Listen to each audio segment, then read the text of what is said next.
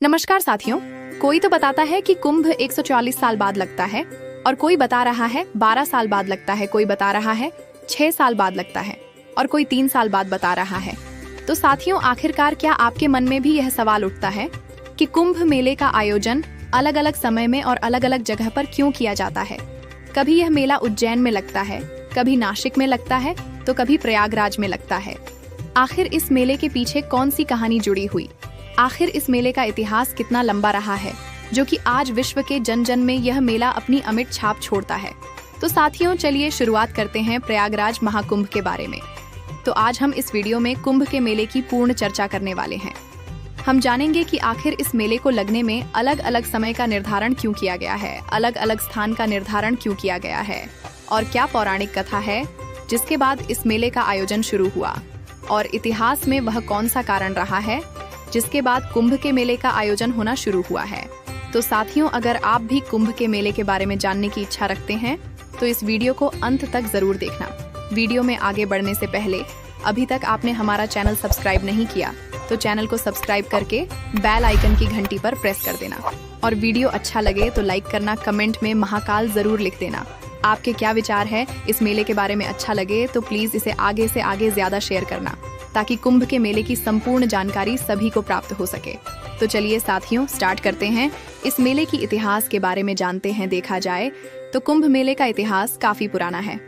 भारत में यह मेला बहुत अनूठा है, जिसमें पूरी दुनिया से लोग आते हैं और पवित्र नदी में स्नान करते हैं। इसका अपना ही धार्मिक महत्व है और यह संस्कृति का भी एक महत्वपूर्ण प्रतीक माना जाता है। यह मेला लगभग 48 दिनों तक चलता है। मुख्य रूप से दुनिया भर से साधु, संत, तपस्वी, तीर्थयात्री इत्यादि भक्त इसमें भाग लेते हैं। परंतु क्या आप कुंभ का अर्थ जानते हैं? इसे क्यों मनाया जाता है? इसके पीछे का इतिहास क्या है? हिंदू पौराणिक कथाओं के अनुसार कुंभ मेला 12 वर्षों के दौरान 4 बार मनाया जाता है। कुंभ मेले का आयोजन 4 तीर्थ स्थलों में होता है। ये स्थान है उत्तराखंड में गंगा नदी पर हरिद्वार, मध्य प्रदेश में शिप्रा नदी पर उज्जैन, महाराष्ट्र में गोदावरी नदी पर नासिक और उत्तर प्रदेश में गंगा, यमुना और सरस्वती 3 नदियों के संगम पर प्रयागराज में आयोजित किया जाता है। कुंभ मेले का इतिहास। कुंभ मेला 2 शब्दों कुंभ और मेला से बना है। कुंभ नाम अमृत के अमर पात्र या कलश से लिया गया है, जिसे देवता और राक्षसों ने प्राचीन वैदिक शास्त्रों में वर्णित पुराणों के रूप में वर्णित किया था। मेला, जैसा कि हम सभी परिचित हैं, एक संस्कृत शब्द है जिसका अर्थ है सभा या मिलना।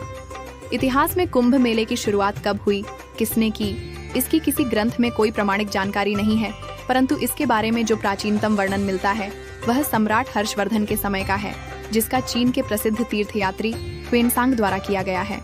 पुराणों के अनुसार ऐसा माना जाता है कि शंकराचार्य ने इसकी शुरुआत की थी, और कुछ कथाओं के अनुसार कुंभ की शुरुआत समुद्र मंथन से ही हो गई थी। आइए समुद्र मंथन से जुड़ी हुई इस कहानी के बारे में अध्ययन करते हैं।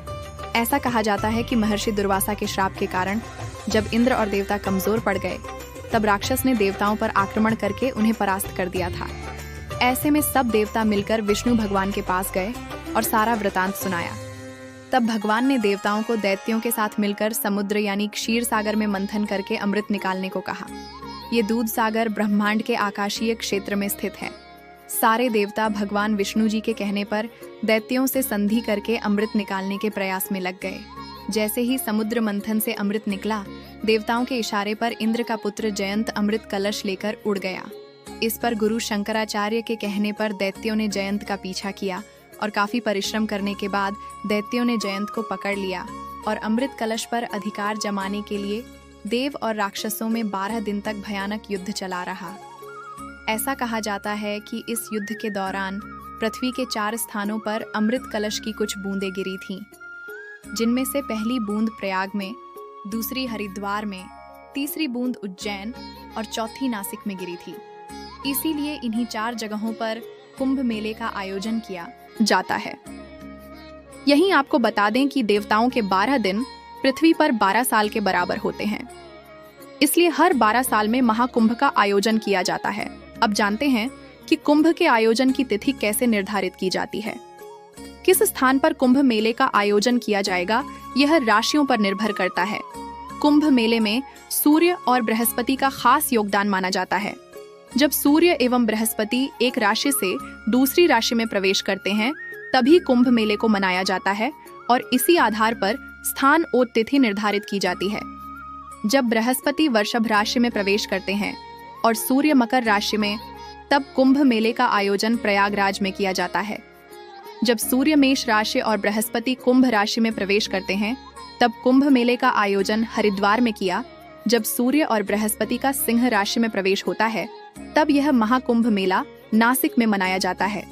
अब जानते हैं कुंभ मेलों के प्रकार। महाकुंभ मेला यह केवल प्रयागराज में आयोजित किया जाता है। यह प्रत्येक 144 वर्षों में या 12 पूर्ण कुंभ मेले के बाद आता है। पूर्ण कुंभ मेला यह हर 12 साल में आता है। मुख्य रूप से भारत में 4 कुंभ मेला स्थान यानी प्रयागराज, हरिद्वार, नासिक और उज्जैन में आयोजित किए जाते हैं। यह हर 12 साल में इन 4 स्थानों पर बारी बारी आता है। अर्ध कुंभ मेला, इसका अर्थ है आधा कुंभ मेला, जो भारत में हर 6 साल में केवल 2 स्थानों पर होता है, यानी हरिद्वार और प्रयागराज। कुंभ मेला 4 अलग अलग स्थानों पर राज्य सरकारों द्वारा हर 3 साल में आयोजित किया जाता है। लाखों लोग आध्यात्मिक उत्साह के साथ भाग लेते हैं। माघ कुंभ मेला, इसे मिनी कुंभ मेले के रूप में भी जाना जाता है, जो प्रतिवर्ष और केवल प्रयागराज में आयोजित किया जाता है। यह हिंदू कैलेंडर के अनुसार माघ के महीने में आयोजित किया जाता है। इसमें कोई संदेह नहीं कि कुंभ मेला कमाई का भी एक प्रमुख अस्थायी स्रोत है, जो कई लोगों को रोजगार देता है। कुंभ मेले में पहले स्नान का नेतृत्व संतों द्वारा किया जाता है, जिसे कुंभ के शाही स्नान के रूप में जाना जाता है, और यह सुबह 3 बजे शुरू होता है। संतों के शाही स्नान के बाद आम लोगों को पवित्र नदी में स्नान करने की अनुमति मिलती है।